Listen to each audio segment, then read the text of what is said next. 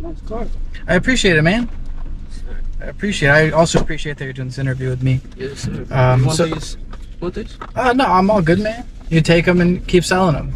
Yes, I see you're doing a little entrepreneurial thing there. I really respect that. It's awesome. Other than selling drugs. Yeah. Okay. Well, what's your name's Trae, and how old are you, Trae? I'm 21. I just turned 21. Okay. And how's your day going today? It's going all right. It's going. Just trying to get out, make $1, but do the right thing. Yes, sir. Yeah, I mean, doing the right thing will always lead you to a better result in the end. Exactly. That's what me and my dad talk about every day. We get blessings because we do the right thing. We not, Yeah. like we're homeless, but like, okay, me and my dad drink and we smoke a little weed, but who doesn't? That is fair enough. We're not like, okay, I don't like to do this because I don't like to point out the homeless, but like, you see the homeless that like, we're compared, All right, and how long have you been homeless for? Like 2-3 months. Okay, and you said it's you and your dad? Yes, sir. And you guys, dog. okay, and you guys both became homeless at the same time? Yes, sir. And where are you from?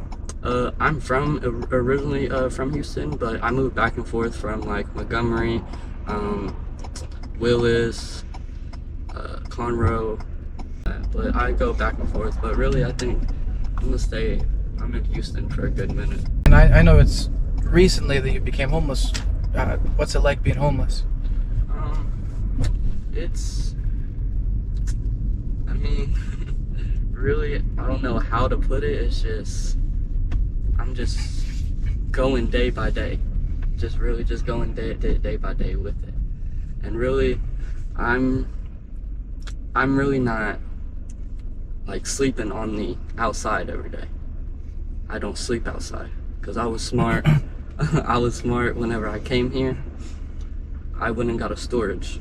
Like at nighttime, I have somewhere to lay my head, get up at 6 o'clock in the morning, come out here, Okay, and they don't really bother you there as long as you're not causing any problems? Yes, sir. Do you mind just walking me through kind of a normal day in your life, how things go? Okay, so me and my dad wake up, we go out there and in the middle of where you see him and his dog at, and then we'll sit there, talk to each other, game plan. I'll sit on my phone, try to do some applications. Okay, like job applications? Yes, sir. Yes, sir. I do have I have a job interview at NRG. Oh, really? What are you going to be doing there? Like ticket scanner or security. They don't know which position they're gonna train me in yet. What was your life like growing up? I was always like the child that got like the least out of like all the kids, because there's like 8 of us and I'm kind of in the middle, so you know how that went, like with siblings and stuff. Yes, sir. I'm a middle child as well. Yes.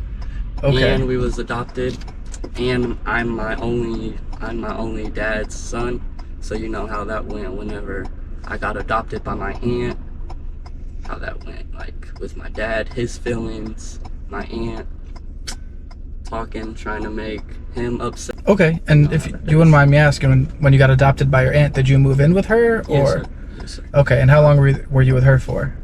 I was 6 or 7 years old, living in Pasadena whenever my aunt came and picked us up from our biological mom at a hotel, and we've been all like 6-7 of us been like living with her since we was like young, like 7 years old. And how old were you when you moved back with your dad? No, my dad, like, okay, my aunt and my dad, they're related. Okay, it's not like nothing weird. It's just how my family is. It's my mom, which is not my real mom. She's my aunt. I just call her my mom because she adopted me when I was young, and I have no one else to call mom. And then, which is my dad is like they're brothers and sisters. You get what I'm saying? All right, and how do you feel that, your upbringing, kind of being left out as the middle child, how do you feel that affected you? At first, I was really emotional about it, always second guessing, like, am I even supposed to be in this world? Am I supposed to be in this family? Blah, blah, blah. all that stuff. But eventually, I just got to the sense like I don't need no one else but myself and my dad. Okay, so he's your strongest support Yeah. system? Yeah. And I don't have any other family but him. yeah.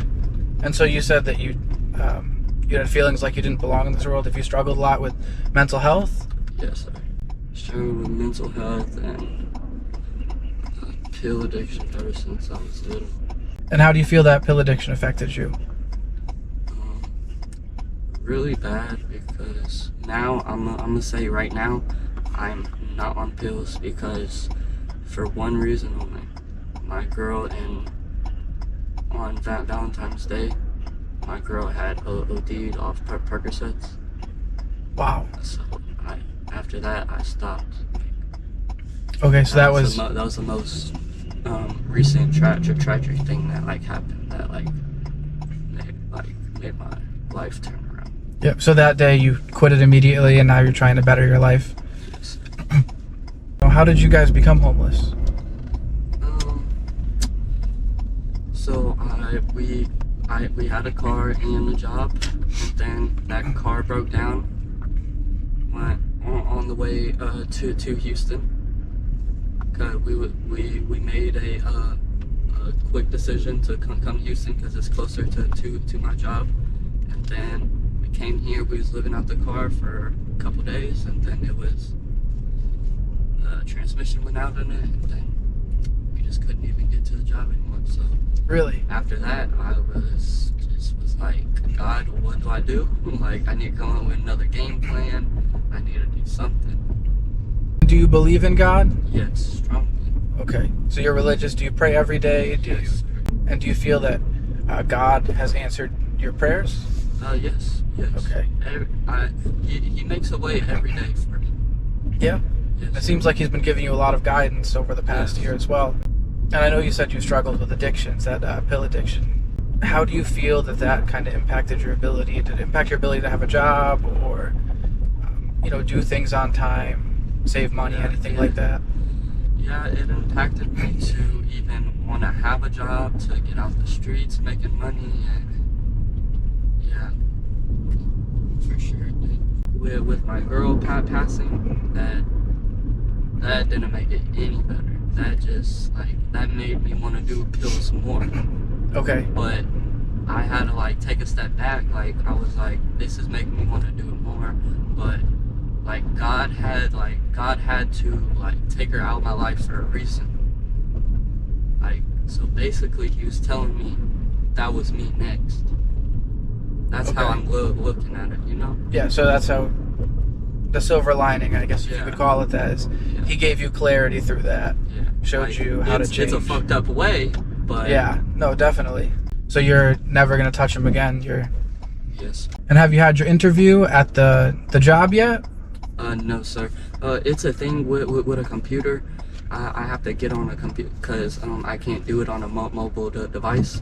I have to be on a computer of some sort to finish the I don't know. It's a verification thing or something. I'm not sure.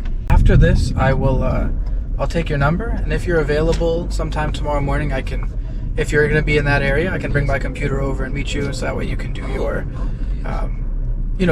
I'll finish all the interview questions, that kind of stuff through that, so that way you can get to NRG and hopefully start making it a living and being able to survive again. Yes, sir. Yes, sir.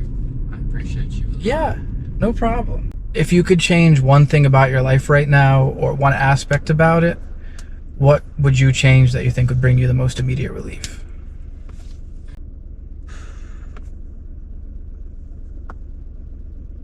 How I look at my family. How they live and stuff is not. They think I live wrong, but what they do is the devil's work. My mom, she's very abusive, and what's the word? Verbally abusive. Okay. Both. She's very abusive and verbally abusive. And I think that's something I should have got away from when I was 13 years old. But I wasn't able to get away from it until I was 16. And do you think that kind of leads into part of the, I know you said you struggled with some mental health in the past. Do you think that that contributed to it? She has a lot to do with my mental health. She has a lot to do with how I act, how I flash out, why I don't respond sometimes, you know. Are you still in contact with her? Yes, sir. Another one that I had a problem with is my brother Garrett. He had passed away too in 2022. Yeah. So you've dealt with a lot of loss recently. Yes. And that's probably where my addiction comes from too. Another question I like to ask is, what could we as a society do to either give you guys more opportunities or make you feel more included, just give you a better chance at, you know, success in the future moving forward? Just whenever we're going into public places, just more respect like you would give a normal person that has a job. How do you feel treated when you walk into places like that? Me, because people really don't look at me homeless. I don't get treated bad, but my dad and I see people get treated like horribly. People be going in to use the restroom. You can't even use the restroom because they're not buying nothing. Come on now, you ain't. Like me, I never had a problem with blacks. I like black females. I don't date white females. Like you know, like No, I'm far from fucking racist. We're not all united right now, so we're not gonna be strong. They're trying to like keep us divided, keep us like hating each other, like keeping all our feelings like this. So like really we're being ran by the government. if somebody was watching this, maybe a little bit younger, a little bit older, what advice would you give to them to be successful? In this world we're living in today, Yes, sir. get something digital online. Find a great hobby like online that's gonna make you money, and just strive at it. And I feel like you'll be successful. So basically, get into some sort of social media or online business. Yes. And be very consistent with it, even if you're not seeing immediate results. Yes. Do you currently have any social media, anything online, any businesses, anything like that, or is that something you want to do in the future? It's something I want to do in the future. Right now, I really can't do any the business thing online that I want to do because I'm trying to pay my phone bill. Because like the storage, okay, so the storage and my phone bill is what I really just have to pay. Storage was like 100 and something. I got that paid off because like that was my first thing I want to pay because I don't want all my stuff to go into auction, you know. I paid that first, and then now I'm just hustling money up for my phone bill. And then after I pay my phone bill, I think I'm gonna start trying to sell in this candy stuff, like, you know, make a platform for it, you know. Okay, just like assorted candy boxes and stuff? Yes, sir. Well, here, let me give you this. And I do appreciate you for your time. Yes, sir.